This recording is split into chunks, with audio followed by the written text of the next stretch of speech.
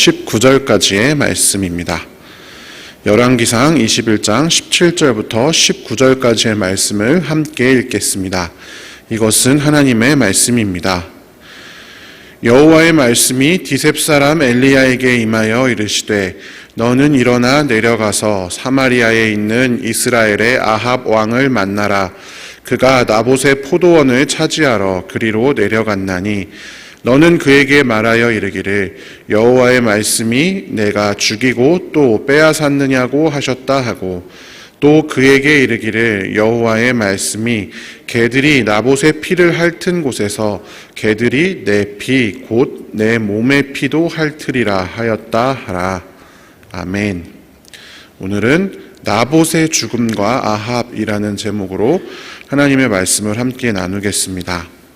새벽 기도를 통해서 특별히 북왕국 이스라엘의 왕들에 대해서 먼저 다루고 있습니다. 왕은 단순한 통치자가 아니라 왕이 누구인가에 따라 그가 통치하는 나라와 백성들이 죄를 짓기도 하고 죄에서 떠나기도 하며 복을 받거나 저주를 받기도 합니다. 사울 왕부터 시작된 통일 왕국을 지나 솔로몬의 아들인 르호보암 때에 나라가 반으로 분열되어서 북이스라엘의 첫 번째 왕 여로보암 이래로 북이스라엘 왕국이 아합 시대까지 이뤄왔습니다. 여로보암과 그의 아들 나답으로 이루어진 여로보암 왕조, 그리고 나답을 죽이고 왕이 된 바아사가 개창한 바아사 왕조, 그리고 바아사의 아들인 엘라를 죽이고 단지 7일 동안만 왕위에 올랐던 시므리, 그런 시므리를 죽이고 시므리를 이제 자결시키고 나중에 내전 끝에 왕위에 오른 오므리, 7일간의 왕위에 올랐던 시므리와 이 오므리라는 사람은 굉장히 능력이 있는 왕이었지만 하나님 보시기엔 다 똑같은 악한 왕이었다라고 말씀을 드렸죠. 그리고 오므리의 아들 아합의 악행에 관해서 벌써 앞에서 2번이나 말씀을 드렸습니다. 아합은 이스라엘을 괴롭게 하는 사람이었습니다. 그는 하나님과 함께 승리를 거두었으면서도 하나님을 전혀 기억하지 못한 결과로 너는 베나닷, 내가 멸망시키기로 작정한 그 아람 왕을 너가 마음대로 너의 이익에 따라 풀어주었으므로 내가 대신 내 목숨을 취하겠다라고 하신 그 예언을 듣게 되었습니다. 오늘은 이 이스라엘을 괴롭게 하는 자 아합이 악함과 함께 이 이스라엘을 괴롭힌다라고 하는 이 이름이, 이 명칭이 극명하게 드러나는 나봇의 죽음에 관해서 함께 다루어 보고자 합니다. 앞서서 아람과의 전쟁에서 그 2번 승리를 거두면서 눈앞에 닥친 큰 위협을 아합이 넘기게 되었습니다. 당장의 위급이 벗어나자 그의 마음 안에 깊숙이 있었던 탐심이 고개를 들기 시작합니다. 열왕기상 21장 1절부터 2절까지를 같이 한번 세 번역으로 읽어보겠습니다. 그 뒤에 이런 일이 있었다. 이스라엘 사람 나봇이 이스라엘 땅에 포도원을 하나 가지고 있었는데 그 포도원은 사마리아의 왕 아합의 궁 근처에 있었다. 아합이 나봇에게 말하였다. 그대의 포도원이 나의 궁 가까이에 있으니 나에게 넘기도록 하시오. 나는 그것을 정원으로 만들려고 하오. 내가 그것 대신에 더 좋은 포도원을 하나 주겠소. 그대가 원하면 그 값을 돈으로 계산하여 줄 수도 있소. 아멘. 자, 여기에 보면 이스라엘이라고 하는 땅에 나봇이 포도원을 가지고 있었다라고 기록이 되어 있습니다. 그런데 이 포도원이 사마리아의 왕 아합의 궁 근처에 있었다라고 하잖아요. 그러면 이스라엘이 사마리아 바로 옆에 붙어 있었나 보다. 그것이 아니라 북이스라엘 왕들은 그 여름에 머무르는, 쉽게 말하면 별장 같은 곳이 이스라엘 지역에 있었습니다. 그러니까 이스라엘 지역에 그 왕의 그 왕궁 별장이 하나 있었는데 거기에 머무르는데 그 옆에 있는 나봇의 포도원이 굉장히 좋아 보였던 것이죠. 아합은 그 포도원을 굉장히 원했습니다. 그래서 이 나봇에게 그 포도원을 팔 것을 제안합니다. 그 방금 내용을 읽어보시면 아시지만 그냥 우리가 지금 현대 사회의 관점에서 보면 그냥 합리적인 것처럼 보입니다. 그냥 뺏은 것도 아니고 포도원을 나한테 넘겨라. 그리고 그 포도원 내가 잘 가꾸겠다. 그리고 더 좋은 포도원도 주고 원하면 돈으로 계산해서 줄 수도 있다. 그러니까 팔라고 거래를 한 거죠. 우리 입장에서 보면 아합이 크게 잘못한 것 같아 보이지는 않습니다. 어쨌든 아합은 그 포도원을 원했고 나봇이 거부합니다. 열왕기상 21장 3절을 세 번역으로 같이 읽어보겠습니다. 나봇이 아합에게 말하였다. 제가 조상의 유산을 임금님께 드리는 일은 주님께서 금하시는 불경한 일입니다. 아멘. 여러분, 우리가 보기에 앞에 살펴봤듯이 아합의 제안이 그냥 땅을 팔라 별로 나쁜 것 같지 않잖아요. 우리 지금 현대사회에서는 아주 쉽게 일어나는 일입니다. 그런데 그 일에 대해서 나봇이 그것은 주님께서 금하시는 일이다라고 이야기를 하고 있다라는 것이죠. 그것이 조상의 유산이었기 때문입니다. 우리 입장에서는 잘 이해가 안 갈 수가 있지만 기본적으로 성경에서 땅이라고 하는 것은 개인의 소유가 아니라 하나님의 소유다라고 하나님께서 말씀하셨습니다. 그래서 그 땅을 너희들 마음대로 영원히 팔 수가 없도록 하나님께서 그 율법에서 제정해 두셨습니다. 레위기 25장 23절을 같이 읽어보겠습니다. 토지를 영구히 팔지 말 것은 토지는 다 내 것임이니라. 너희는 거류민이요 동거하는 자로서 나와 함께 있느니라. 아멘. 하나님께서 율법에 이렇게 말씀하셨습니다. 하나님께서는 약속의 땅, 가나안 땅을 이스라엘 백성들에게 차지하게 하시면서 그것을 각 개인과 지파에게 유산과 기업으로 분배하시는데 그것은 다 하나님의 것이다 라는 것이 중요했습니다. 그래서 개인이 땅을 영원히 팔 수 없었습니다. 그건 그냥 어떤 개인의 소유로 주어진 것이 아니라 그 이스라엘 백성들이 하나님의 백성으로 세상 가운데 복음을 전하게 할 통로로 사용되는 곳이기 때문입니다. 그래서 그 땅을 뺏어서 어느 가족이 땅이 없어져서 굶어 죽는다든지 경제 생활을 영위할 수 없는 것을 하나님께서는 금지하셨습니다. 소수가 땅을 독점하는 것을 막기 위해서 여러분 매우 복잡한 율법이 존재했습니다. 우리가 룻기에서 그 룻과 보아스 얘기를 다룰 때 기업 무르는 장면이 나오잖아요. 그것도 그냥 있는 율법이 아니라 그 땅을 뺏어가는 것을 막기 위해서 기업 물을 자라는 그런 이상한 제도가 그 성경에 제정되어 있습니다. 희년도 마찬가지입니다. 희년이 되면 그동안 이제 사고 팔 수는 있는데 희년이 되면 다시 다 원래 상태로 복귀해 줘야 됩니다. 49년이 지나면. 형사치수제도 성경에 나오잖아요. 그래서 예수님이 그런 시험을 당하기도 했죠. 그 질문을 받기도 했는데, 예를 들어서 부부가 있는데 형이 죽으면 동생이 형과 결혼하고 막 그거 있잖아요. 그것도 여러분 그 형이 죽어서 그 여자가 당시에는 여성이 이제 전혀 사유재산을 가질 수 없기 때문에 형이 죽었을 때 그 여성이 자기가 거주하는 땅을 잃고 그렇게 보호받지 못하는 것을 막기 위한 제도입니다. 그냥 이상한 제도가 아니라 땅을 보호하기 위해서 그 땅을 어떤 개인의 소유로 해서 그 땅에서 제외되는 사람이 없도록 하기 위해서 제정된 그런 복잡한 율법들이 하나님께서 그냥 만드신 게 아니라 이 땅 때문에 만드셨다라는 것입니다.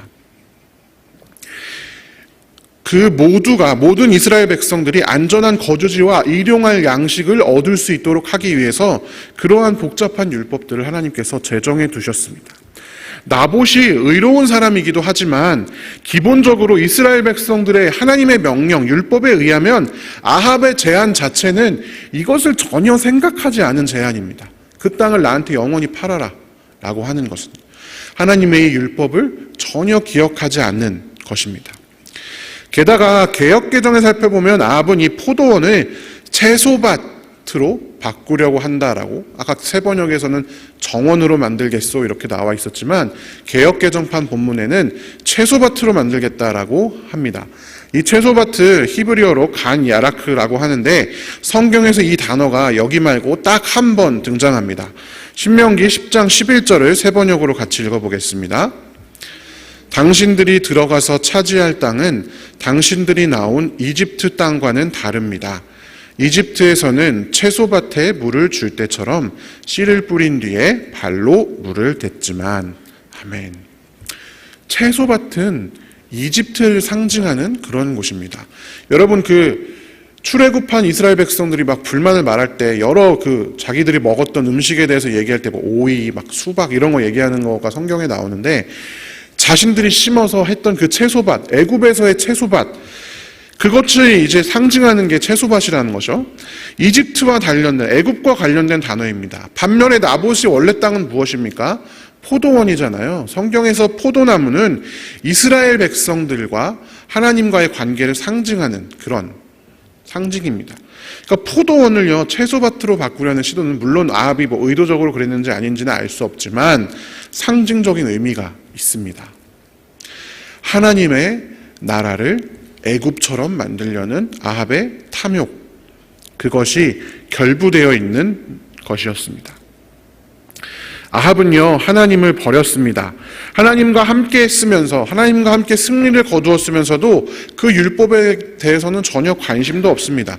그냥 자기 마음대로 자기 보기에 좋아 보이니까 가지려고 하고 팔라고 이야기했습니다. 여러분, 우상을 섬기는 것은 필연적으로 여러분 그냥 우상을 섬기는 죄를 저지르는 것에서 끝나는 것이 아니라 의로움을 저버리는 것으로 연결되게 되어 있습니다. 탐욕으로 속이 가득한 아합이 어린아이처럼 속상해야 합니다.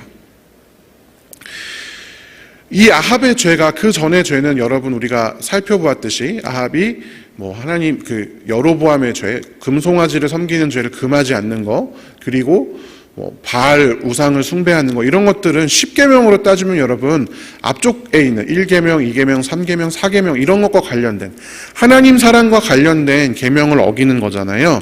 이제 그 계명을 어긴 상태에서 아합이 탐욕을 품으니까 이제 이 나봇을 가지고 거짓 증언도 하고 살인도 하고 도적질도 하는 10계명의 그 뒤쪽에 있는 계명들, 살인하지 말라, 거짓 증언하지 말라, 남의 것을 탐내지 말라, 도적질하지 말라 라고 하는 이 뒤쪽의 계명들, 이웃사랑의 계명들을 어기는 죄악으로 연결되게 됩니다.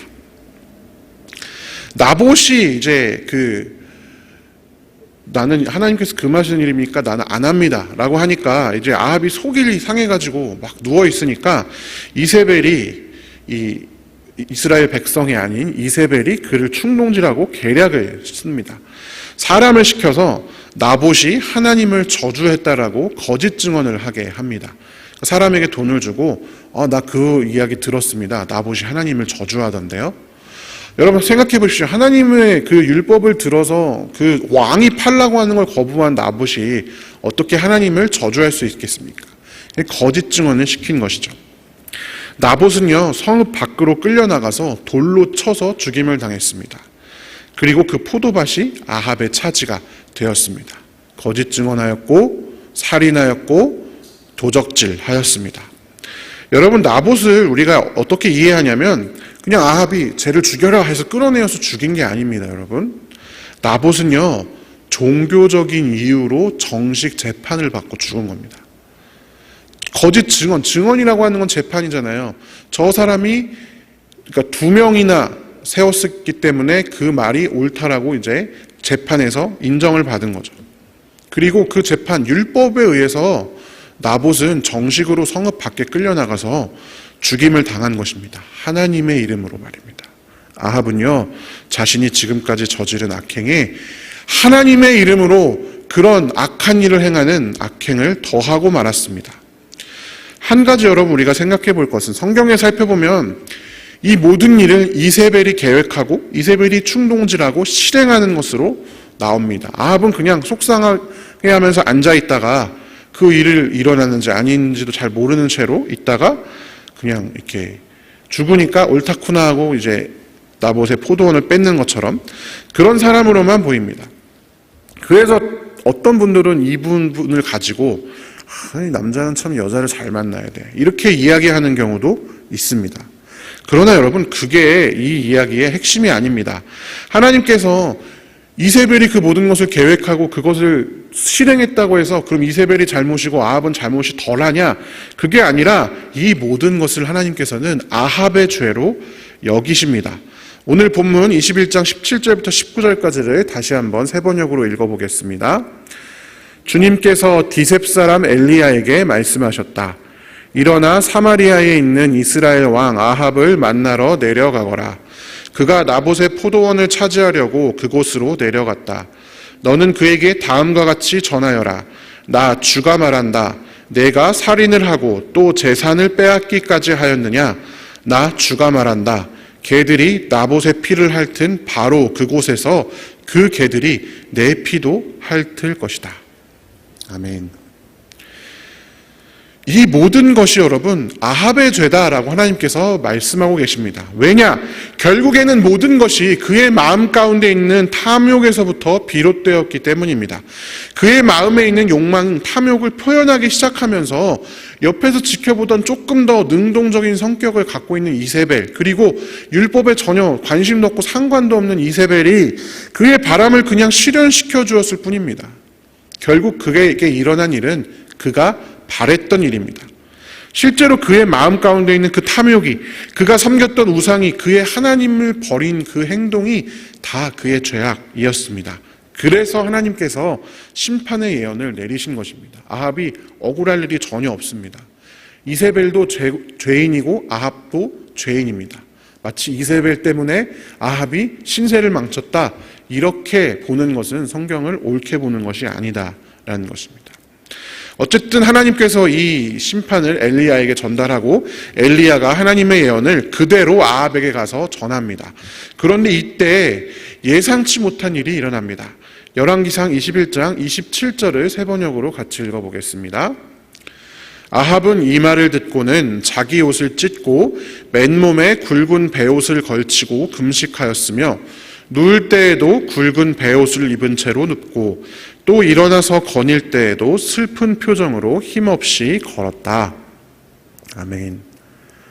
여러분, 세상에서 가장 악한 왕이었던 아합, 여로보암의 죄에다가 바알 숭배의 죄를 더하고 이스라엘 백성들로 하여금 하나님을 아예 잊어버리게 했던 아합, 거기에다가 자신의 탐욕을 더해서 거짓 증언을 하고 사람을 죽이고 도적질을 하는 그 나쁜 왕, 하나님 사랑과 이웃 사랑을 모두 저버린 이 큰 죄인, 하나님의 말씀에 회개할 것 같지 않은 이 사람이 즉각적으로 반응하면서 후회하고 회개하는 모습을 보여주고 있습니다.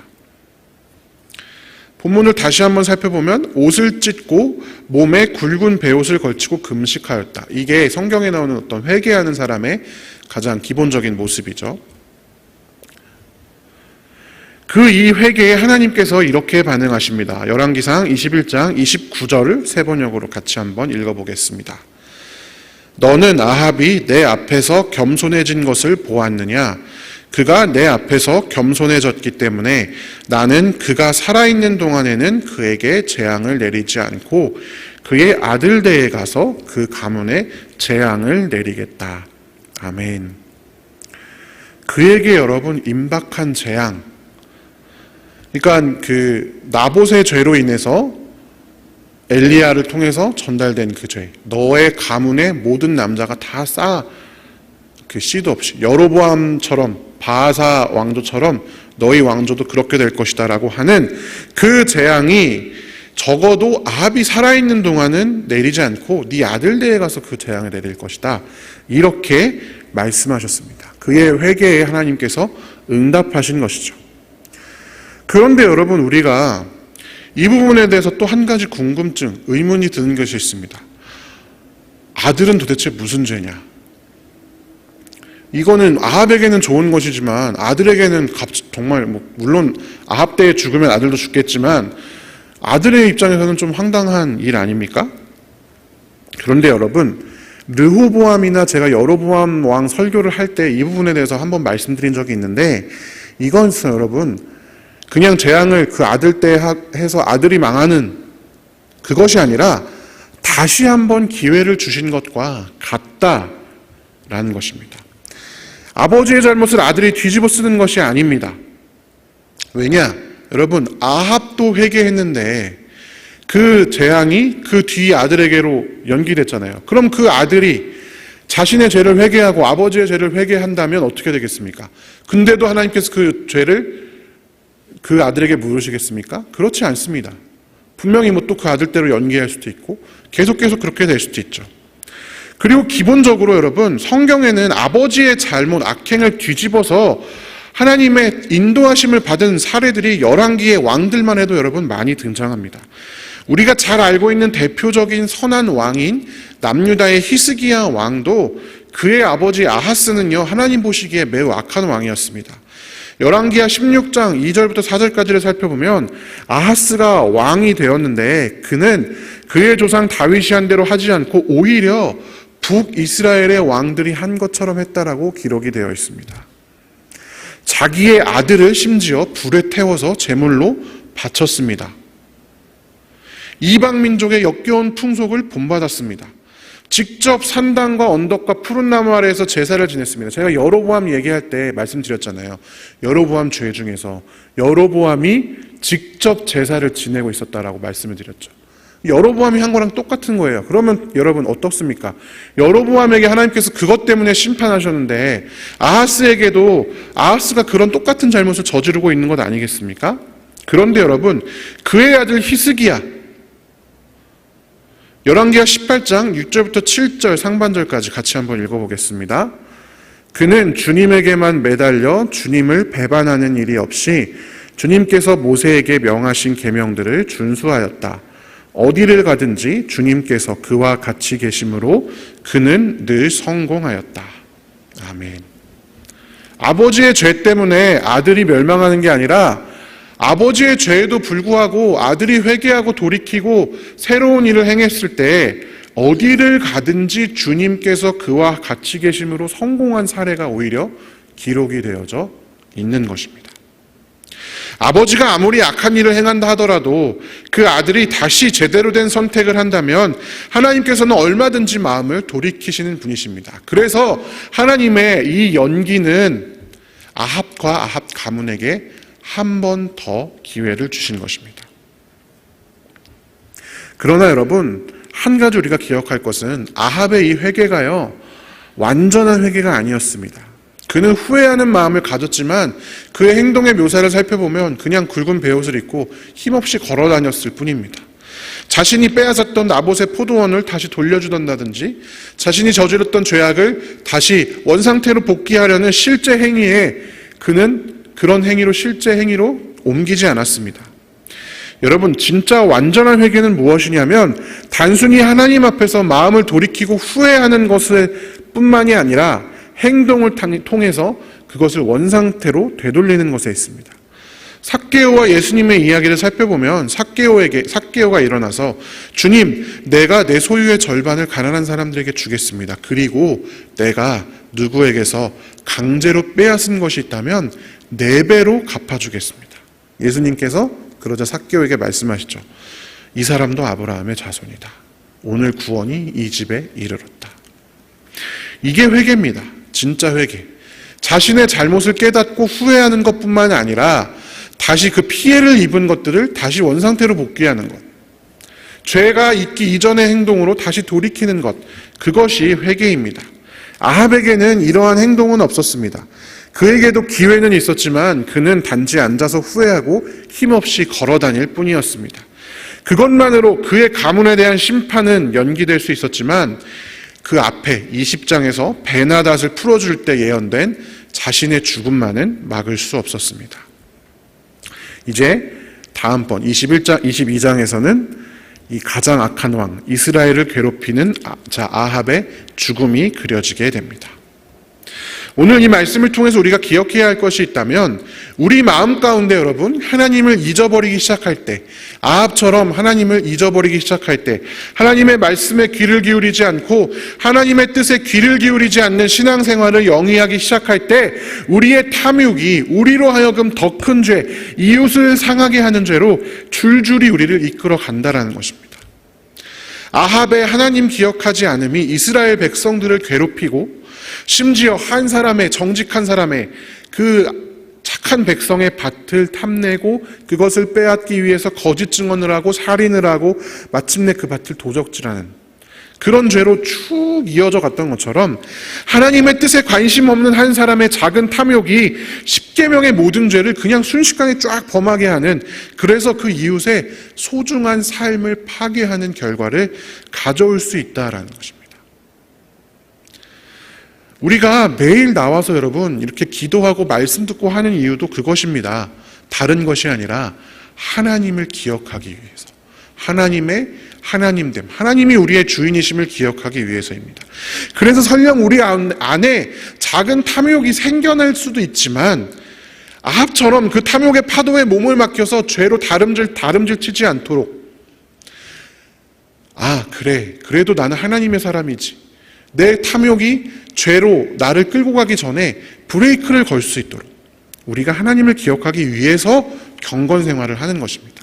뭔가 더 높은 경지로 올라가서 뭔가 득도하기 위해서 새벽 기도하고 신앙생활하는 것이 아니다라는 것입니다. 또한 한 가지 기억할 것은 하나님께서는 회개하는 우리에게 다시 기회를 주신다라고 하는 것입니다. 아합에게도 하나님께서, 그 큰 죄인 아합에게도 그러하셨던 것처럼 말입니다. 사랑하는 성도 여러분, 이 아침에 우리가 생각나는 우리 안에 있는 악함이 있다면 회개하는 시간을 가졌으면 좋겠습니다. 하나님께 아합처럼 굵은 베옷을 입지는 못하지라도 머리 숙여 기도하면 하나님께서 새 기회를 주실 것입니다. 그리고 그냥 하나님 앞에 회개하고 끝내지 마시고 행동으로 새롭게 하시기 바랍니다. 하나님께서 함께 하실 것입니다. 용기를 내어서 우리의 죄로 인해서 어그러진 것들을 회복시키는 그런 일들을 그리스도인들이 감당하기 시작할 때 단순히 죄가 없어지는 것이 아니라 그 안에 놀라운 회복의 역사가 일어날 줄로 믿습니다. 그리고 여러분, 이 아침에 하나님을 기억하시기 바랍니다. 하나님이 내 어떤 인생에 도움을 주기 위해서 존재하는 그런 종이 아니라 우리 인생의 주관자이시고 우리의 주인이시며 우리가 따라야 할 한 분이시라는 것을 기억하시기 바랍니다. 그래서 우리의 마음이 죄로 다름질 치지 않도록 하나님 앞에 꼭 매여 있을 수 있도록 이 아침 함께 기도하면 좋겠습니다. 함께 기도하겠습니다. 사랑의 하나님 아버지, 감사합니다. 오늘도 우리를 돌보아 주시고 인도하여 주시며 주의 백성 삼아 주시니 감사합니다. 하나님, 이 시간 그렇게 우리를 돌보시고 인도하시며 특별히 예수의 보혈의 은혜로 우리를 구원하신 하나님의 놀라운 은혜를 다시 기억하기 원합니다. 우리가 우리 마음속에 있는 탐욕을 따라 살아가지 않게 하시고 성령을 따라 살아가는 자들 될 수 있도록 인도하여 주시옵소서. 하나님, 혹시 우리가 인생을 살다 보면 하나님을 기억하지 못할 때도 있고 그래서 짓게 된 잘못들, 혹시나 생각나는 것들이 있다면 이 시간 하나님께 내려놓고 회개합니다. 주님, 우리를 용서하여 주시고 우리에게 새 기회를 주시는 하나님의 은혜를 기억하며 우리가 그것들을 회복시킬 수 있는 자들, 용기를 내는 자들 될 수 있도록 인도하여 주시옵소서. 하나님, 이 아침에 우리의 환우들을 위해 기도합니다. 깨어진 가정 때문에 고통받는 우리의 자녀들, 또 우리의 이웃들을 위해 기도합니다. 관계의 깨어짐으로 인해 고통받는 자들을 위해 기도합니다. 경제적인 어려움으로 고민하고 마음 아파하는 자들을 위해 기도합니다. 주님, 그들과 함께하여 주시고 오늘 하루 살아갈 수 있는 힘들을 그들에게 공급하여 주시옵소서. 하나님, 우리가 이 아침에 가지고 나온 모든 기도 제목들 주님께 올려드리오니 기쁘게 받아주시고 하나님의 뜻대로 우리 삶 가운데 하나님의 선한 것으로 채워 주시옵소서. 감사드리며 살아계신 예수님의 이름으로 기도합니다. 아멘. 주여 믿습니다. 3번 부르짖고 기도하겠습니다. 주여 믿습니다. 주여 믿습니다. 주여 믿습니다.